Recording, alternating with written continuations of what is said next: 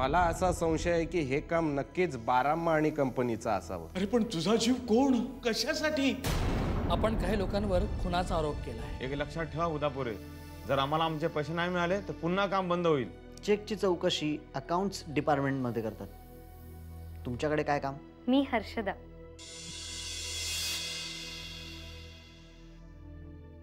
हर्षदा शेलर. मला काळे सरांनी तुमच्याकडे पाठवलं होतं. आम्ही मॉडेल्स कॉन्फरन्स रूममध्ये अरेंज करून ठेवलेत.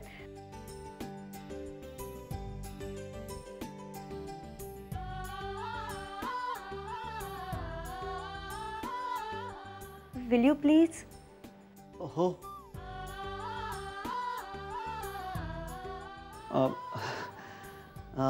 चला चला ना. मी मिस हर्षदा.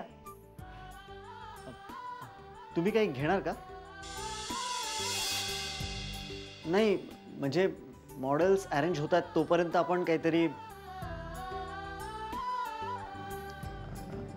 घ्या ना काहीतरी. एक ग्लास पाणी चालेल? हो. तुम्ही बसा ना. बसा.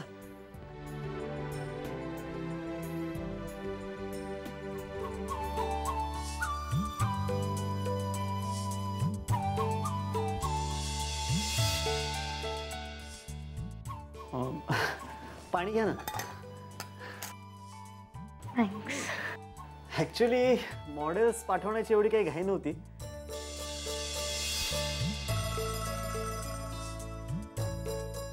पण बरं झालं. नाही म्हणजे मॉडेल्स पाठवली हे बरं झालं.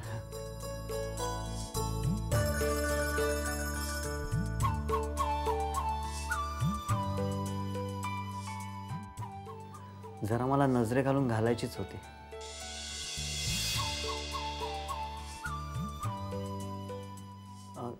ती मॉडेल्स.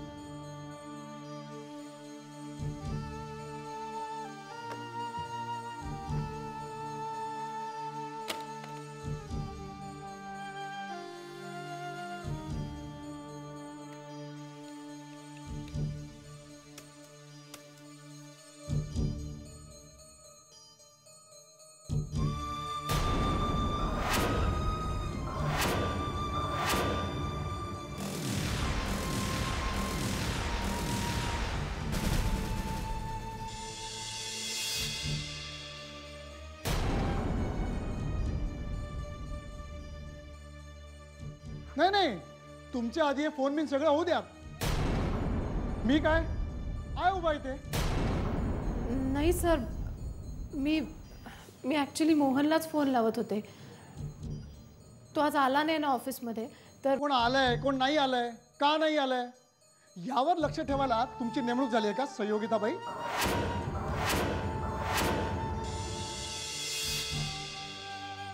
नाही सर. मग कुठल्या कामासाठी झाली आहे? अकाउंट्स. अकाउंट्स अ तरी कळतो का तुम्हाला? हे पेपर्स तुम्ही बनवलेले 75 चुकानंतर मी मोजायचं सोडून दिलं. मला खात्री आहे तुम्ही सेंचुरी नक्की मारली असणार. I am sorry sir. No I am sorry. तुमच्यासारख्या इनकॉम्पिटंट आणि डिसइंटरेस्टेड बाईला मी कामावर ठेवल्याबद्दल कंपनीची मलाच माफी मागायला पाहिजे. No doubt. तुम्ही आता मोहनला डेस्परेटली फोन करायचा प्रयत्न करताय, कारण तुमची अर्धी कामं तोच करतो नाही का?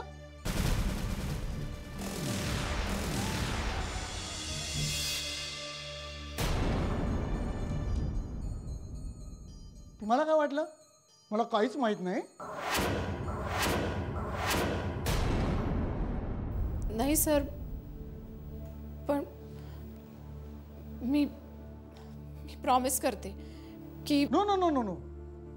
नाव I promise you, this is last warning for you Sanyogita.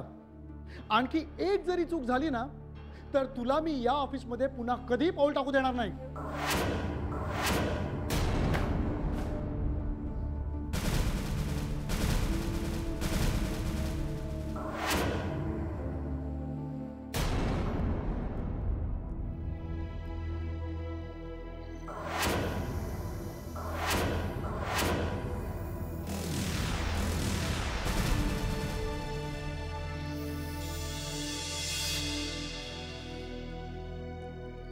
यांच्याकडे पहा जज साहेब,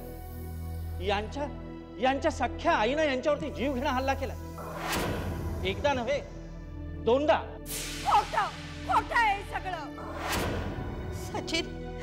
सचिन काय झालं रे बाळा तुला? काय झालं तुला? याने काही केलं का तुला? Order order. खड्ड्यात गेलं सगळं. मला फाशी देऊन टाका, संपवून टाका सगळा हा फास. पण माझ्या सचिनला काही करू नका. सचिनला काही करू नका. त्यापेक्षा मीच इथं डोकं आपटून जीव देते.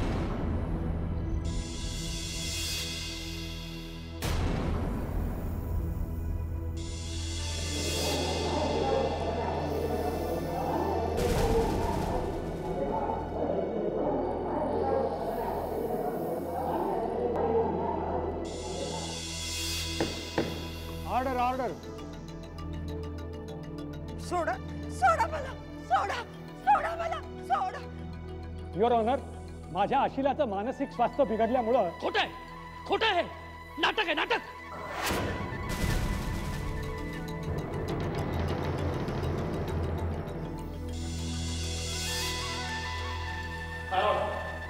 हे वेड नाही, वेडेपणाचं सोंग आहे, सोंग.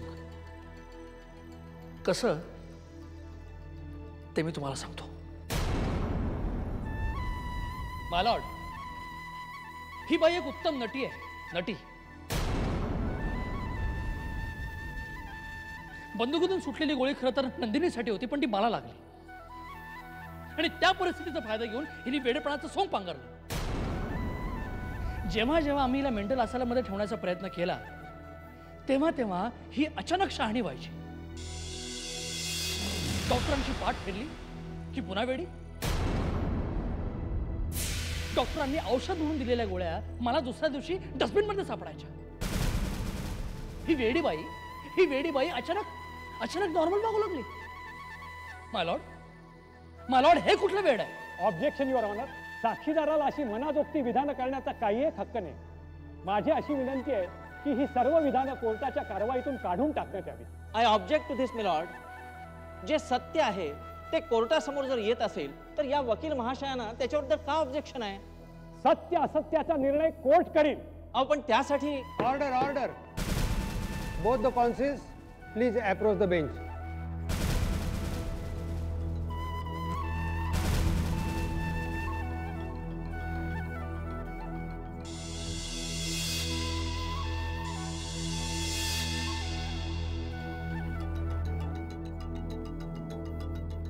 तर मी काय म्हणत होतो, ते अल्टरनेट डिझाईन्स आहे ना, ती खूप इंटरेस्टिंग होती.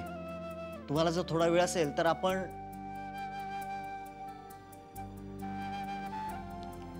काय झालं? नाही, तुम्ही एकसारखं घड्याळात बघता. तुम्हाला कुठे जायचंय का? हो, म्हणजे खरं तर काळे सरांनी हे मॉडेल्स मला फक्त पोहोचवायला सांगितली होती. आणि मी तुमचा अमूल्य वेळ घेतला. नाही सर, तसं अजिबातच नाही. पण खरं तर मला कॉलेजला जायला उशीर होतोय. तुम्ही कॉलेजला जाता? हो, काळे सरांकडे पार्ट टाइम जॉब करते मी. ते आणि माझे आबा खूपच चांगले मित्र. सध्या मी फायनल इयरला आहे. It's cool. माझ्यामुळे आता तुम्हाला उशीर झालाय तर मी तुम्हाला कॉलेजला सोडायला हवं. नाही सर, इट्स ओके. मी आदित्य, माझं नाव Aditya.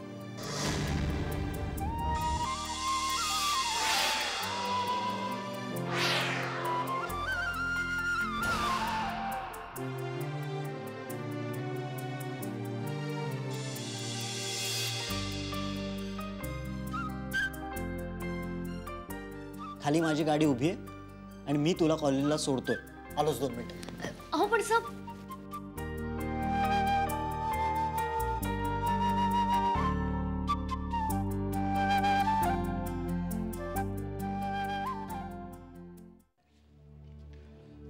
Good show mister Sachin. तुमच्या या साक्षीमुळे केसच्या निर्णयावरती नक्कीच फरक पडणार आहे आणि तो पॉझिटिव्ह असेल. Thank you sir. माझं बिल मिळालं तुम्हाला? हो मिळालं.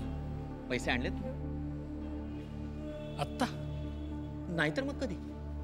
नाही, मला वाटलं की इथे कोर्टात कसे काय पैसे द्यायचे म्हणून मी. मिस्टर सचिन, कोर्टामध्ये शस्त्र आणायला मनाई आहे, सिगरेट प्यायला मनाई आहे, मोबाईल फोन्सना मनाई आहे, पैशाला नाही.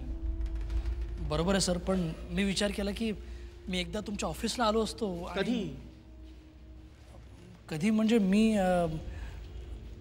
माझा सेक्रेटरी तुम्हाला फोन करेल, त्याला तुम्ही एक्झॅक्ट डेट आणि वेळ सांगा आणि ती पाळा. आणि हे पहा, मला हे असलं आवडत नाही.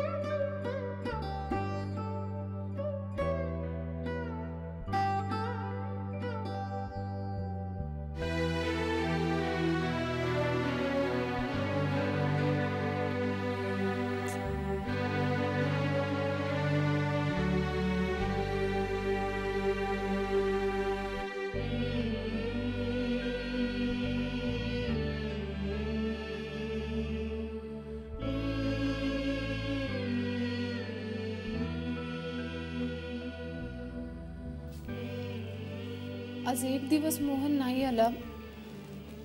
तुम्ही अशी अस्वस्थ का झाली आहे? त्या दिवशी त्याची वाट बघत होते आणि तो आला नव्हता, तेव्हाही माझी हीच अवस्था झाली होती. हळूहळू सगळ्याच गोष्टींसाठी डिपेंडेंट व्हायला लागली मी त्याच्यावर. दादाच्या किडनॅपिंग बद्दल कुठेही बोलायचं नाही हे ठरलेलं असताना सुद्धा मी मोहनशी बोलले. तो आजूबाजूला असावा असं सतत वाटतं. का? कोण आहे तो माझा? नाही, वेळीच आवर घालायला हवा मनाला.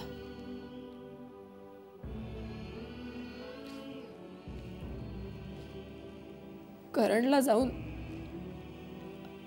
अजून वर्षही नाही झालंय आणि मी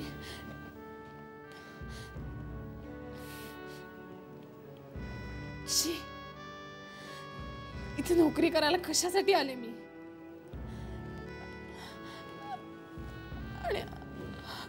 आणि आता काय होऊन बसलंय?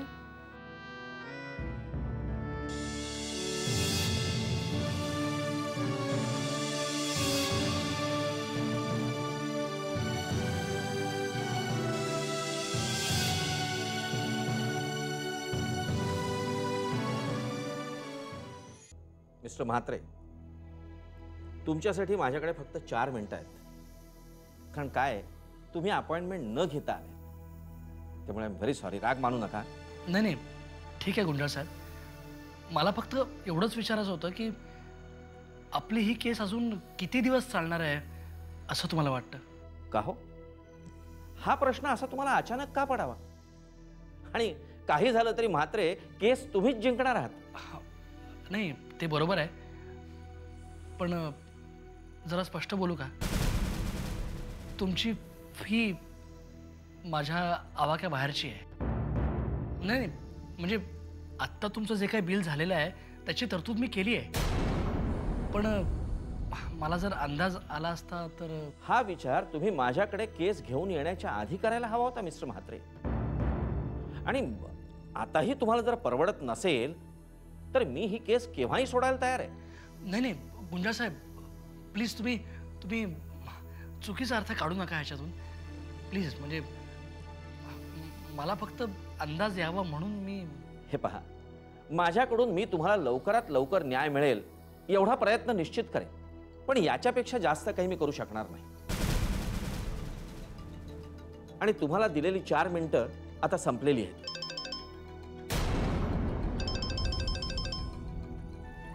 Hello, yes yes yes. नाही नाही, त्या केसची तारीख लागते, 1-2 दिवसामध्ये मी तुम्हाला कळवतो. येस. काय रे राजा? दादा, माझा संशय खरा ठरला. संशय? हे काय आता नवीन?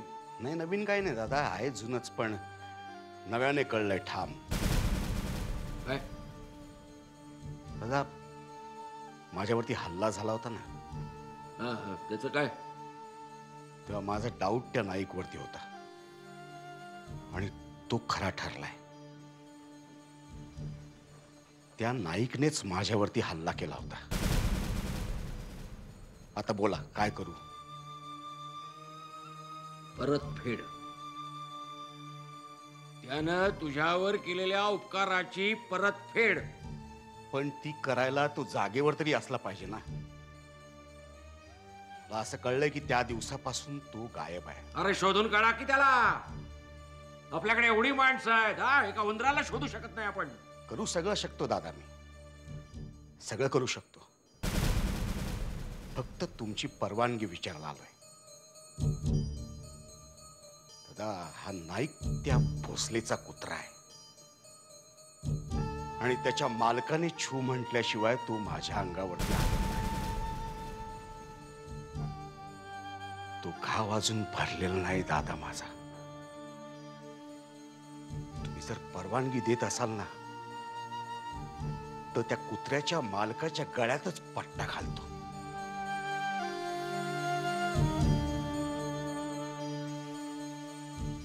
राजा, हे बघ. नाही दादा,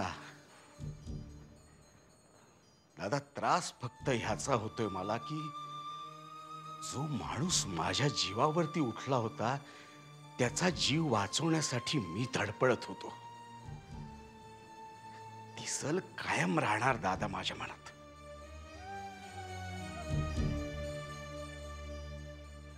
साला त्यावेळेला गोळी लागून मेला असताना तर प्रश्नच नव्हता. प्रश्न होता राजा,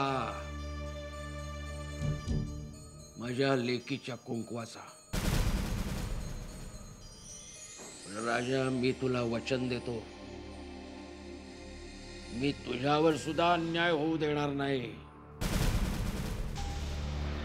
कारण आता प्रश्न आहे माझ्या तत्वाचा.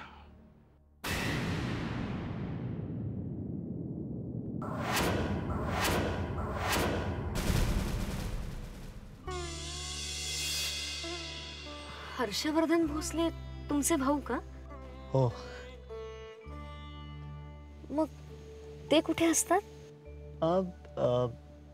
दादा सध्या आजारी आहे. काही सिरियस नाही ना? नाही, जस्ट व्हायरल फीवर. पण मग तुम्ही नेहमी ऑफिसला असता की आता तुमचे दादा नाही आहेत म्हणून?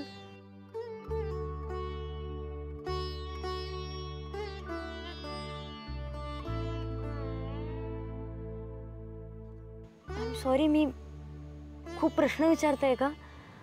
नाही सॉरी. अजिबात नाही. काय, सकाळी मी जेव्हा गाडी घेऊन निघालो ना तेव्हा एक विचार मनामध्ये आला, गाडीतला डेक बिघडलाय, म्युझिक ऐकलं नाही ना तर माझा दिवस खूप खराब जातो. पण याचा माझ्या बोलण्याशी काय संबंध आहे? तुमचं बोलणं संगीतापेक्षा काही कमी आहे का?